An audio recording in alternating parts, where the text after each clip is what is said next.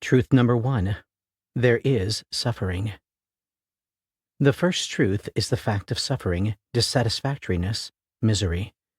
Hey, didn't we just see that in the 3 characteristics? Yes. Isn't that great? We also just saw it in the 3 trainings revisited. There must be something important but not immediately obvious about it for it to have inspired a teaching called the 4 Noble Truths. Why do we practice? We're dissatisfied. We hurt. We sense there must be something greater, or a better way to address suffering. Or we can no longer lie to ourselves about our situation and the stark predicament of what awaits us if it isn't here yet, such as sickness, aging, and death. It is just that simple. Why do we do anything? Because of dukkha, variously translated as dissatisfaction, discontent, misery, suffering, stress. Plenty of people balk at this and say that they do lots of things because of reasons other than suffering. I suppose that to be really correct, I should add in ignorance and habit. But these are intimately connected to suffering or dissatisfaction. Perhaps there is something more to this first truth that they may have missed on the first inspection, as it is a deep and subtle teaching. To understand this first truth is to understand the whole of the spiritual path, so take time to investigate it. The basic gist of this truth, from a relative point of view, is that we want things to be other than they are, and this causes pain. We want things that are nice to last forever. We want to get what we want and avoid what we don't want. We wish bad things would disappear faster than they do. These are all contrary to reality. We all age, get sick, die, have conflicts, constantly scramble to try to get something, greed, get away from something, hatred, or tune out from reality altogether, ignorance. We are rarely, if ever, perfectly content with things just as they are.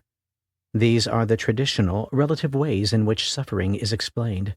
They are very important aspects of life to tune into, and are considered essential points to reflect on to inspire us on the path and encourage some healthy measure of holding this transient world a bit more lightly. But these definitions can only take us so far. At the most fundamental level, which is the most useful for doing insight practices, at some habitual level, we wish desperately that there was some separate, permanent self, and we spend huge amounts of time doing our best to prop up this illusion. This consumes surprising amounts of mental processing power. However, this wish for a stable this side, a stable observer, a stable me, is largely unconscious initially.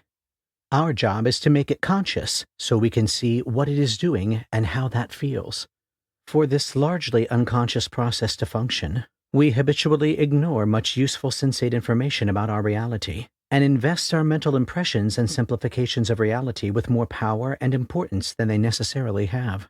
It is this illusion that adds a problematic element to the normal and understandable ways in which we go about trying to be happy. We constantly struggle with reality because we misunderstand it. That is, because reality misunderstands itself.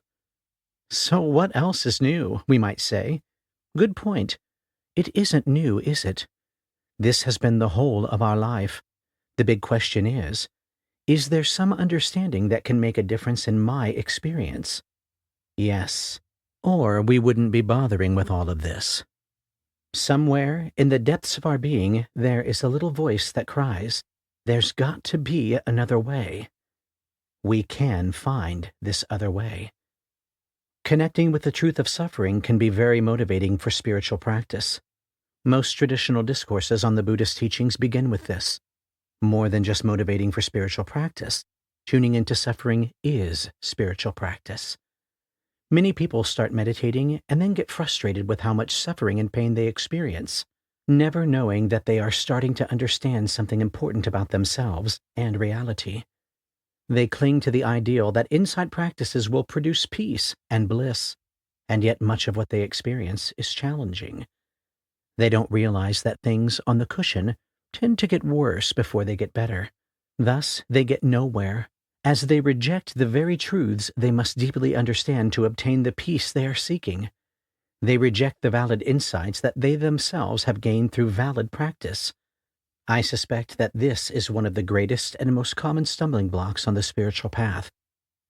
There is a flip side to suffering that can help, and that is compassion, the wish to be free of suffering. Wherever there is suffering, there is compassion, though most of the time it is distorted by the confused logic of the process of identification and illusory separation, which is based on poor perception. More on this in a bit, but it leads directly to the second truth of the Noble Ones, the cause or the source of suffering.